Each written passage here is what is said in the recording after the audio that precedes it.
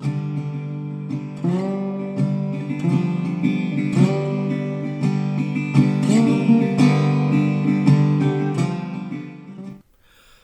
everyone, to Mountain Talk.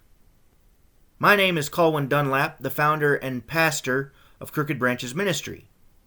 Mountain Talk will act kind of like our Sunday school, where I come and bring you guys lessons, or I might have guests that want to come on from with our community, maybe even some without that aren't officially part of it on the Facebook group, and we discuss biblical origins, biblical stories, spiritual matters. I have a feeling that because of my background in world religions, I will probably cover some of those as well and discuss how they're similar, how they're different, how they are related possibly to anything involving Christianity. So with all of that being said, our first series here in Mountain Talk will be on the Passion stories. All four Gospels have different versions of the Passion story, meaning the events leading up to Christ's death and resurrection. The goal of the series is to explain the nature of each Gospel's viewpoint on the passion and resurrection of Christ. I will highlight the differences and why those differences are significant for each Gospel. I will also explain how the demographic of the Gospels themselves may have affected that Gospel's perspective. We will go in chronological order, not canonical order. I will explain why in the Matthew video. Finally, to end this series, I will give a lecture-style video as the 5th episode describing how and why these Gospels were chosen over other quote-unquote Gospels that were proposed for canonization. So, make a cup of tea or a cup of coffee, maybe grab a snack, grab your preferred edition of the Bible, and let's dive into the Gospels. Here is the Gospel of Mark, starting at chapter 14, verse 10, and ending at its conclusion, chapter 16, verse 20. Then Judas Iscariot, one of the 12, went to the chief priests to betray Jesus to them. They were delighted to hear this, and promised to give him money. So he watched for an opportunity to hand him over. On the first day of the Feast of Unleavened Bread, when it was customary to sacrifice the Passover lamb, Jesus' disciples asked him, "Where do you want us to go and make preparations for you to eat the Passover?" So he sent 2 of his disciples, telling them, "Go into the city, and a man carrying a jar of water will meet you. Follow him. Say to the owner of the house, he enters, 'The teacher asks, where is my guest room, where I may eat the Passover with my disciples?' He will show you a large upper room, furnished and ready. Make preparations for us there." The disciples left, went into the city, and found things just as Jesus had told them. So they prepared the Passover. When evening came, Jesus arrived with the 12. While they were reclining at the table eating, he said, "I tell you the truth. One of you will betray me, one who is eating with me." They were saddened, and one by one said to him, "Surely not I." "It is one of the 12, he replied, "one who dips bread into the bowl with me. The Son of Man will go just as it is written about him. But woe to that man who betrays to the Son of Man. It would be better for him if he had not been born." While they were eating, Jesus took bread, gave thanks, and broke it, and gave it to his disciples, saying, "Take it, this is my body." Then he took the cup, gave thanks, and offered it to them, and they all drank from it. "This is my blood of the covenant, which is poured out for many," he said to them. "I tell you the truth, I will not drink again of the fruit of the vine until that day when I drink it anew in the kingdom of God." When they had sung a hymn, they went out to the Mount of Olives. "You will all fall away," Jesus told them, "for it is written, 'I will strike the shepherd, and the sheep will be scattered.' But after I have risen, I will go ahead of you into Galilee." Peter declared, "Even if all fall away, I will not." "I tell you the truth," Jesus answered. "Today, yes, tonight, before the rooster crows twice, you yourself would disown me 3 times. But Peter insisted emphatically, "Even if I have to die with you, I will never disown you." And all the others said the same. They went to a place called Gethsemane, and Jesus said to his disciples, "Sit here while I pray." He took Peter, James, and John along with him, and he began to be deeply distressed and troubled. "My soul is overwhelmed with sorrow to the point of death," he said to them. "Stay here and keep watch." Going a little farther, he fell to the ground and prayed that if possible, the hour might pass from him. "Abba, Father," he said, "everything is possible for you. Take this cup from me, yet not what I will, but what you will." Then he returned to his disciples and found them sleeping. "Simon," he said to Peter, "are you asleep? Could you not keep watch for 1 hour? Watch and pray so that you will not fall into temptation. The spirit is willing, but the body is weak." Once more he went away and prayed the same thing. When he came back, he again found them sleeping, because their eyes were heavy. They did not know what to say to him. Returning the 3rd time, he said to them, "Are you still sleeping and resting? Enough! The hour has come. Look, the Son of Man is betrayed into the hands of sinners. Rise, let us go. Here comes my betrayer." Just as he was speaking, Judas, one of the 12, appeared. With him was a crowd armed with swords and clubs, sent from the chief priests, the teachers of the law, and the elders. Now the betrayer had arranged a signal with them. "The one I kiss is the man. Arrest him and lead him away, under guard." Going at once to Jesus, Judas said, "Rabbi," and kissed him. The men seized Jesus and arrested him. Then one of those standing near drew his sword and struck the servant of the high priest, cutting off his ear. "Am I leading a rebellion," said Jesus, "that you have come out with swords and clubs to capture me? Every day I was with you, teaching in the temple courts, and you did not arrest me. But the scriptures must be fulfilled." Then everyone deserted him and fled. A young man wearing nothing but a linen garment was following Jesus when they seized him. He fled naked, leaving his garment behind. They took Jesus to the high priest, and all the chief priests, elders, and teachers of the law came together. Peter followed him at a distance, right into the courtyard of the high priest. There he sat with the guards and warmed himself by the fire. The chief priests and the whole Sanhedrin were looking for evidence against Jesus so they could put him to death. But they did not find any. Many testified falsely against him, but their statements did not agree. Then some stood up and gave this false testimony against him. "We heard him say, 'I will destroy this man-made temple in 3 days, and in 3 days I will build another, not made by man.'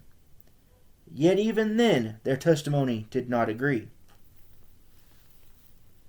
Then the high priest stood up before them and asked Jesus, "Are you not going to answer? What is this testimony that these men are bringing against you?" But Jesus remained silent and gave no answer. Again the high priest asked him, "Are you the Christ, the Son of the Blessed One?" "I am," said Jesus.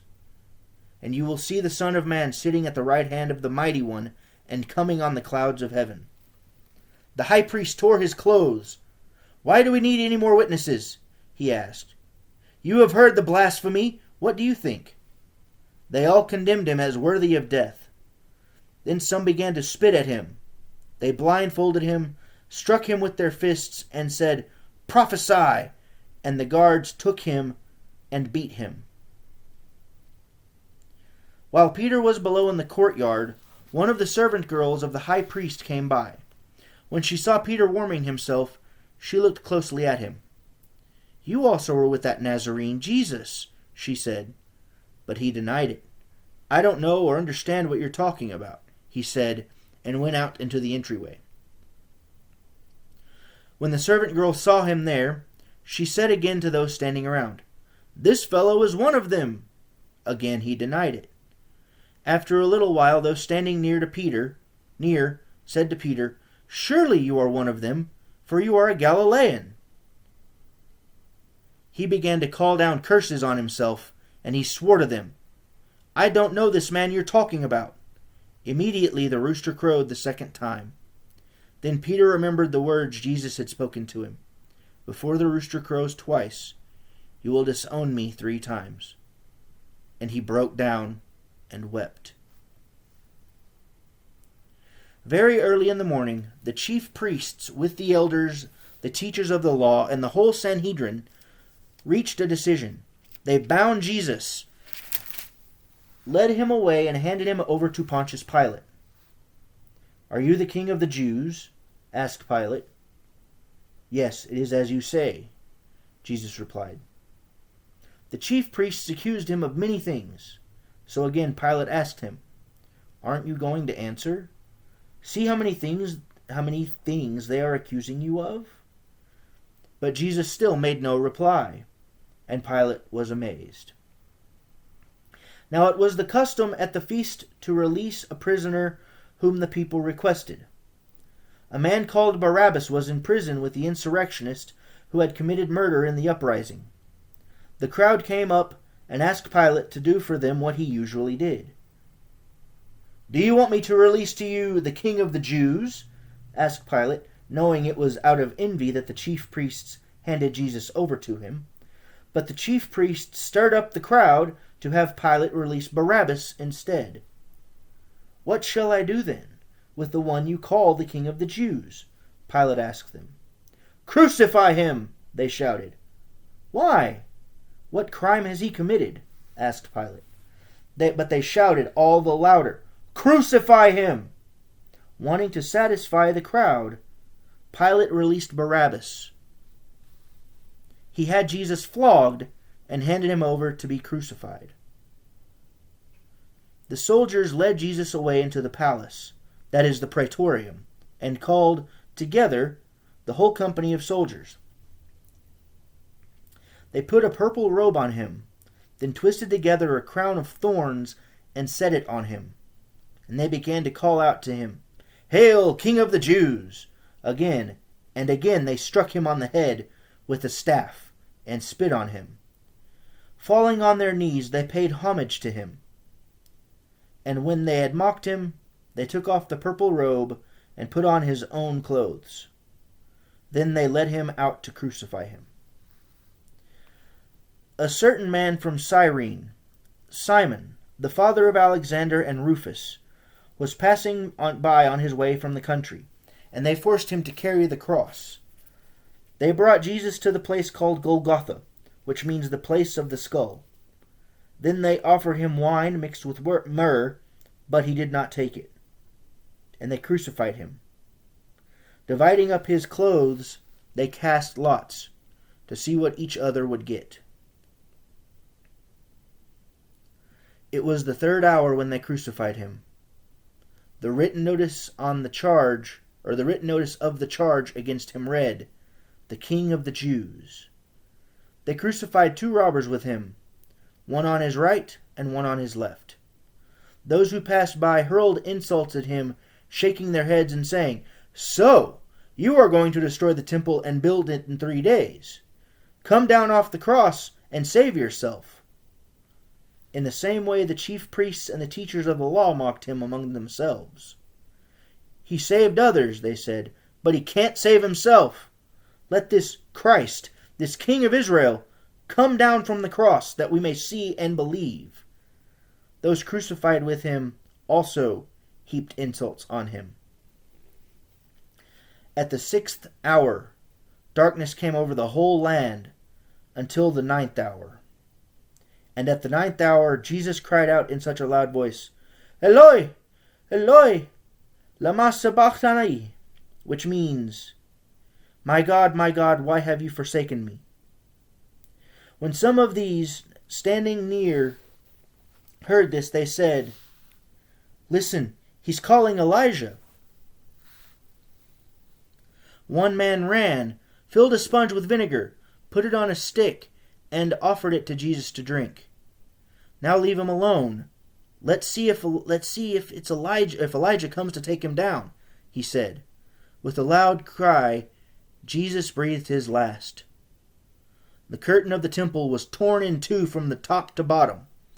And when the centurion who stood there in front of Jesus heard his cry and saw how he died, he said, "Surely this man was the Son of God." Some women were watching from a distance. Among them were Mary Magdalene, Mary the mother of James the Younger, and Joses and Salome. In Galilee these women had followed him and cared for his needs. Many other women who had come up with him to Jerusalem were also there. It was preparation day, that is, the day before the Sabbath. So as evening approached, Joseph of Arimathea, a prominent member of the council, who was himself waiting for the kingdom of God, went boldly to Pilate and asked for Jesus' body. Pilate was surprised to hear that he was already dead. Summoning the centurion, he asked if Jesus had already died. When he learned from the centurion that it was so, he gave the body to Joseph. So Joseph bought some linen cloth, took down the body, wrapped it in the linen, and placed it in a tomb cut out of rock. Then he rolled a stone against the entrance of the tomb. Mary Magdalene and Mary the mother of Joseph saw where he was laid. When Jesus rose early on the first day of the week, he appeared first to Mary Magdalene, out of whom he had driven 7 demons. She went and told those who had been with him and who were mourning and weeping. When they heard that Jesus was alive and that she had seen him, they did not believe it. Afterward, Jesus appeared in a different form to 2 of them while they were walking in the country. These returned and reported it to the rest, but they did not believe them either. Later, Jesus appeared to the 11 as they were eating. He rebuked them for their lack of faith and their stubborn refusal to believe those who had seen him after he had risen. He said to them, "Go into all the world and preach the good news to all creation. Whoever believes and is baptized will be saved, and whoever does not believe will be condemned. And these signs will accompany those who believe. In my name they will drive out demons. They will speak in new tongues.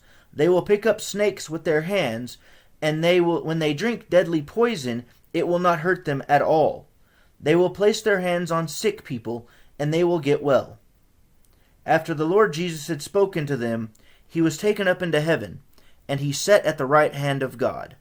Then the disciples went out and preached everywhere, and confirmed his words by the signs that accompanied it. Now, as I said previously, the Gospel of Mark is the first chronologically, meaning it was the first written. But Matthew was the first to be put in canonical order. I'll explain more about why that is in the next video, which is Matthew.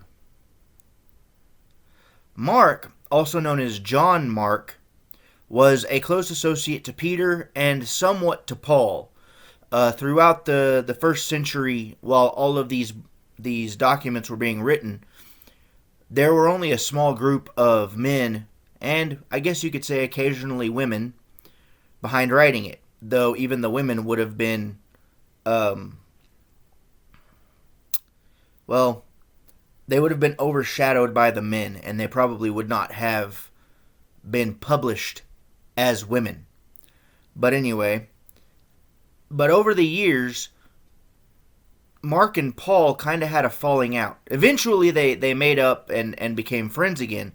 But Mark, during one of their big travels in Italy, ended up having to desert Paul and his group, and Paul couldn't forgive him for years. So there's some interesting, hardship there.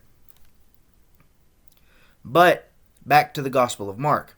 It was written sometime between 50 AD to the late 60s AD, potentially just prior to the Romans sacking Jerusalem for the first time.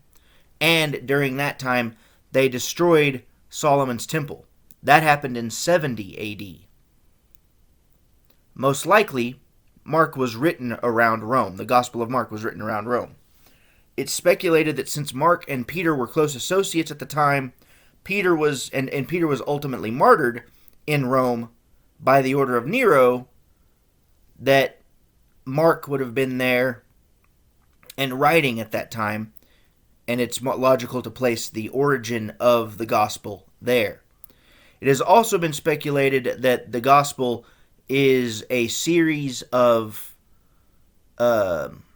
preachings and teachings done by Peter, not necessarily firsthand or first view of Mark himself.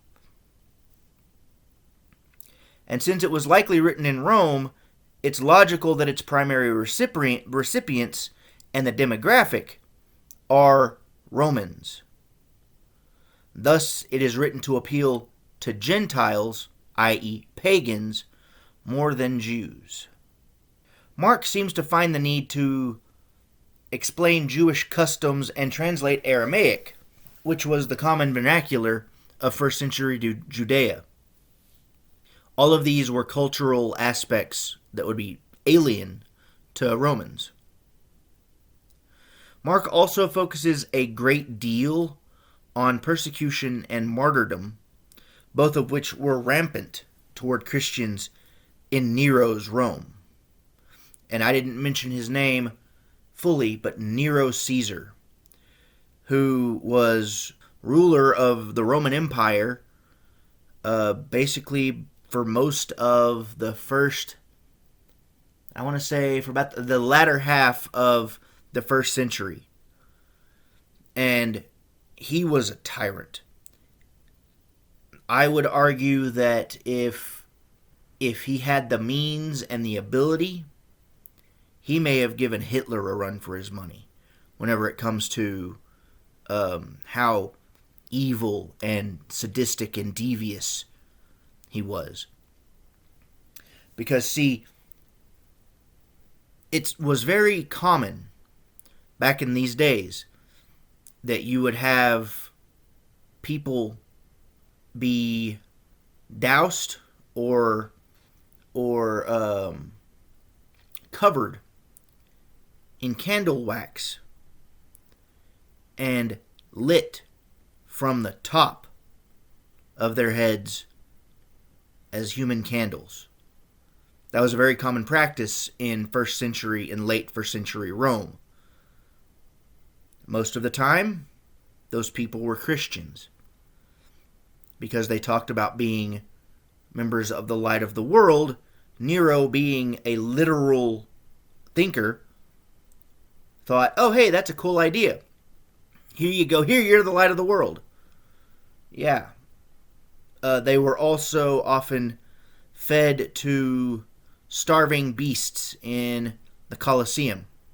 And they were tortured, and all sorts of atrocities were done to Christians, and really anybody that spoke out against Nero.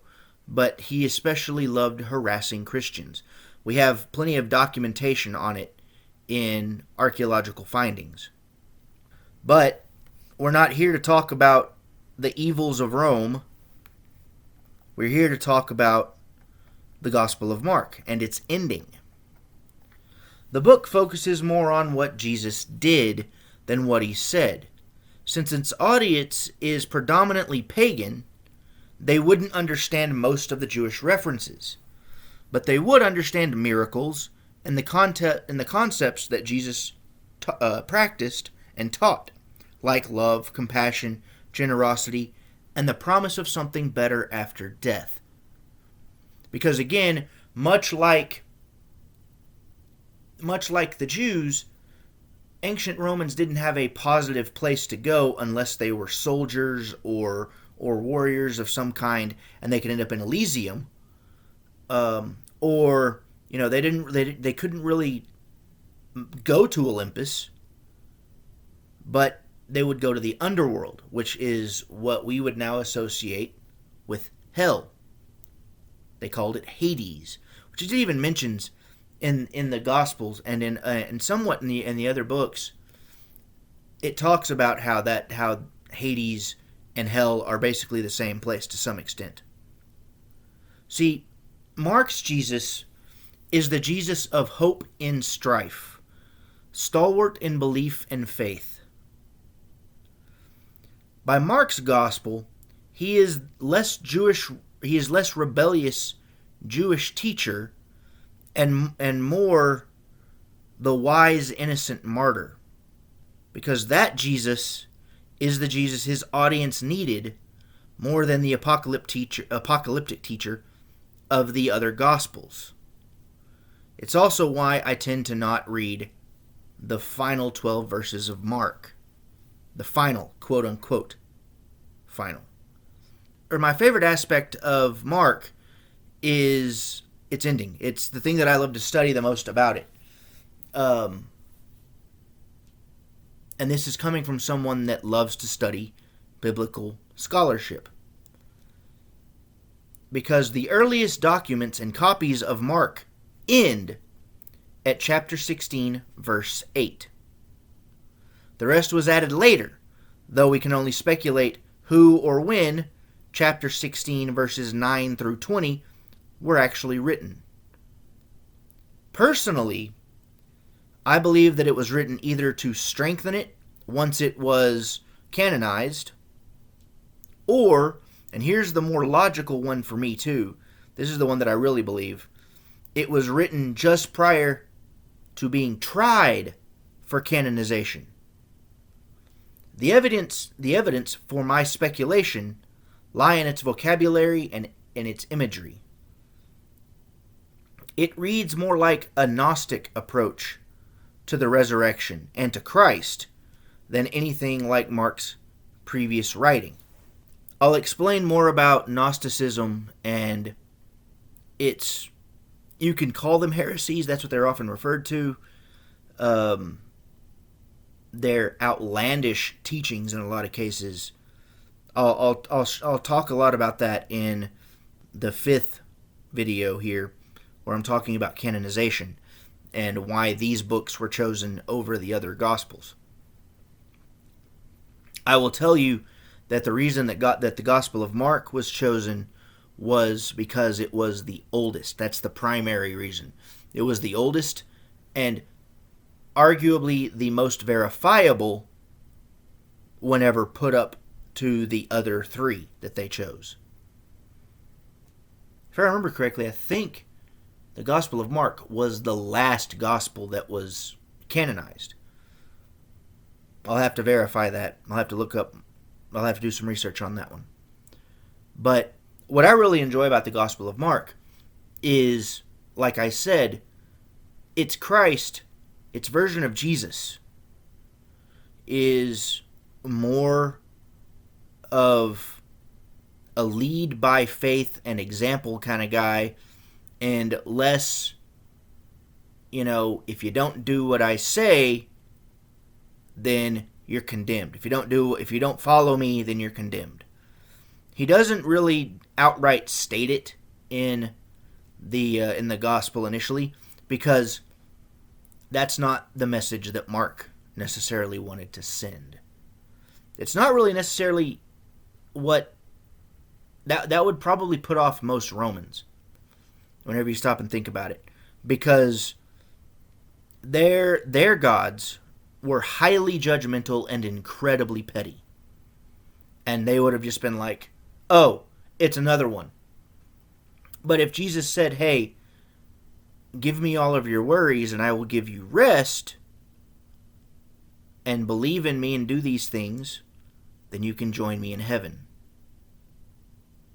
You know, that kind of would ring true with people that had been persecuted and had been led into a belief structure that was really all about whoever had the most power and money had the power and money, both in life and after. Jesus didn't teach that. Jesus taught you can have power and money and you can have eternal life, according to the Gospel of Mark. He also said you don't have to have power and money in order to follow me. You don't have to give up all of your money or give up all of your crops or anything like that to my temple. That's not the way that he taught. So the Gospel of Mark is very much a simple, very fast-paced, episodic explanation regarding the ministry, crucifixion, death, and resurrection of Christ. It just showed his tomb empty. Now, as a believer in mystery, I really like that the Gospel of Mark technically just ended with an open tomb, and that was it. It didn't need to have any explanation about it regarding the previous scriptures, because for pagans and for Romans that have no concept of Jewish custom, the grave was empty. That was the only evidence they needed. He is risen. You can too if you believe in him.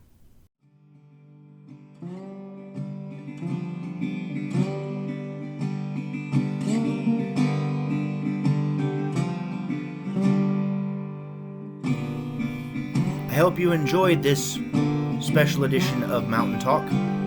Like I said, it's the first in a series of 5. Hopefully in a couple of days I will post the video on Matthew, and then a couple of days after that Luke, and so on until I have covered the 4 Gospels. For the 5th episode, it will be regarding canonization.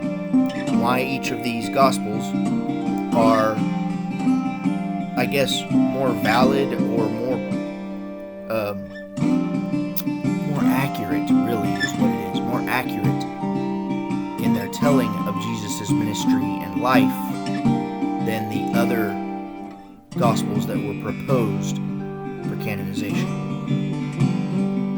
So please come back and watch the next episode. And if you're interested in joining me for an episode of Mountain Talk, please put down what you would want to discuss, what you might want to, and what your qualifications are to discuss these things in Mountain Talk. Thanks for watching, and Godspeed.